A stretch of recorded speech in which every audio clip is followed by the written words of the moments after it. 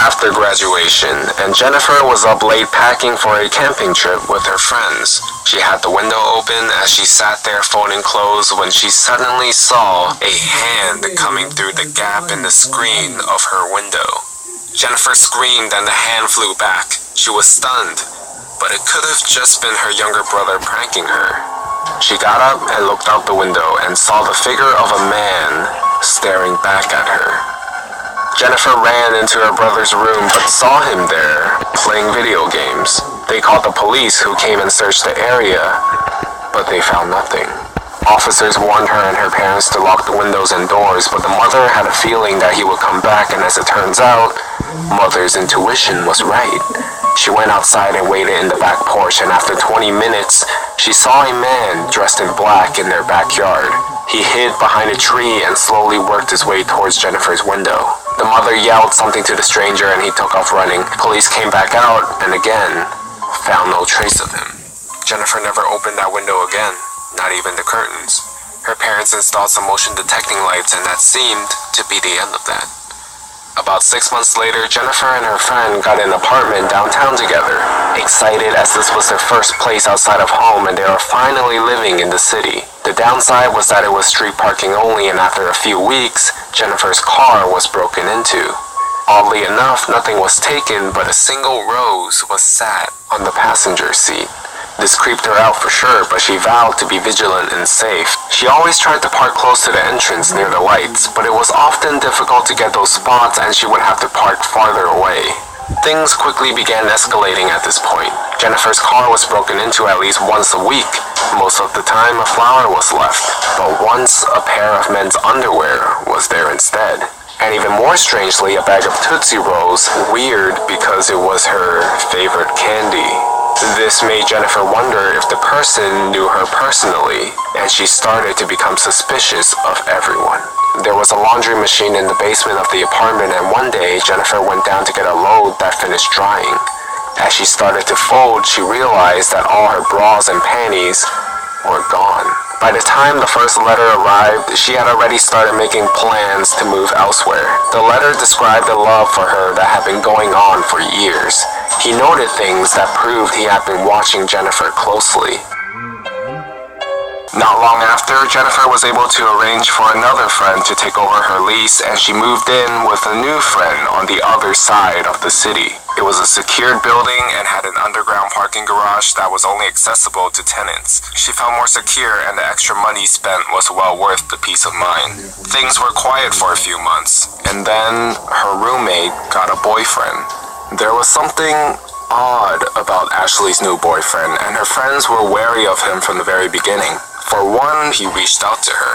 Another reason was that Matt was very good looking, and while Ashley was a wonderful person, she wasn't the type you would typically expect someone like him to date. Ashley was thrilled. She never had a boyfriend and really felt like he was her Prince Charming.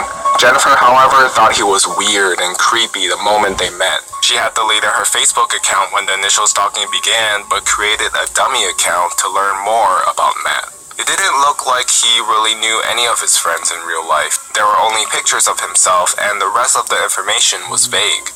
Jennifer and her friends gently tried to discourage Ashley from seeing Matt. He technically hadn't done anything wrong, but he was just so strange. She would immediately get defensive and would shut the conversation down. Matt started to spend more time at the apartment, and Jennifer found herself finding any excuse to avoid coming home. One day she came back home from work and found Matt on the couch, alone, drinking a beer. Ashley had been called into work and she told her that he could just hang out. Jennifer had no desire to spend any time with him, so she grabbed the beer and a snack and headed off to her room and shut the door. About 30 minutes or so, he knocked on Jennifer's door and suggested they watch some TV and get to know each other better because they both loved Ashley. Not wanting to engage in conversation, Jennifer focused on the movie. But at one point, she glanced over to Matt, and he was staring at her with a smile on his face. Jennifer snapped at him and said, "What?"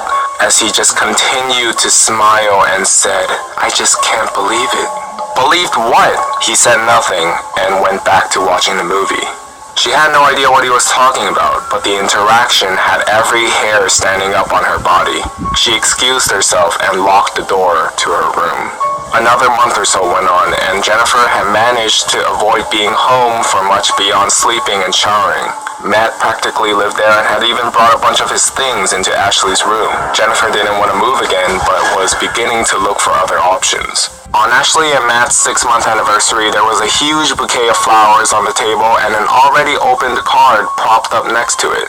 Jennifer was curious, so she opened the card and her heart started beating through her chest. Without even reading the words Matt wrote, the handwriting was exactly the same as the one her stalker had sent. Jennifer had kept them as evidence and dug them out of her desk for comparison. The handwriting was unique and identical. Matt was the stalker. Jennifer called the police, and as they were on their way, she called Ashley and asked her to come over, terrified to tell her the truth because she knew that her heart would be shattered. The police took a statement from Jennifer and went to Ashley's work to get more information from her and ended up breaking the news. Apparently, Ashley called Matt after and left a furious message even though the cops told her not to say anything, and he completely disappeared after that. There was no Matt or anyone matching his resemblance at the place he said he worked. Ashley had never been to his apartment because he said he would be staying with his friends while trying to save money for a trip to Europe. His family lived out of state, and she said that she had never met a friend of his because he said they had a falling out because he was choosing to spend so much time with her. It was all lies, and in the end, she was dating a stranger. For all they knew, Matt may not have even been his real name. He had left the duffel bag in the apartment that was full of gym clothes, but in one compartment, there were about 10 pictures of Jennifer. All were taken from far away with the exception of one of her sleeping. The sheets were current, so it had to have been at the current apartment before she started locking her bedroom door. A few pictures dated back to before the incident at her parents' house, which was further evidence that it was him as well. 2 pairs of missing underwear were there, and Jennifer shudders to think of what he did with the rest. There was also a Starbucks lid with her red lipstick marks, and a necklace she hadn't even noticed she was missing. The police never tracked him down. Jennifer accepted an opportunity overseas and got out of there. But ever since then, Jennifer deleted all her social media accounts. She became very low profile, looks over her shoulder wherever she goes, as part of her continues to worry if Matt will ever resurface again.